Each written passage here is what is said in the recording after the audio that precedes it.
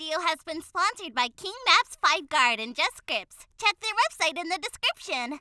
Hello everyone, welcome to Zexus development. In this video, we are going to install a QB Radialmenu redesign script into our FiveM server. So without any further ado, let's get to the installation process. So this is the script which you're going to install into our FiveM server. I'll put the link in the description below. You just need to click on code and download the script. After downloading it, we just need to extract the file into our FiveM resource folder. So I'll be extracting it over here. Just like this. Now we have to delete the default Radialmenu script from here.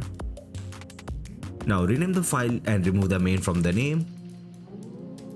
So that's it for the installation part. Now let's start the server. So we are in a server now, and this is a Radialmenu which we have installed into our FiveM server.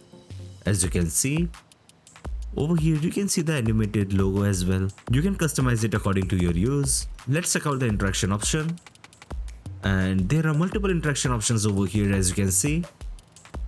So that's it for today's video. I hope you enjoyed the video. If you enjoyed the video, make sure to like the video and subscribe to the channel for more videos related to FiveM development. Goodbye.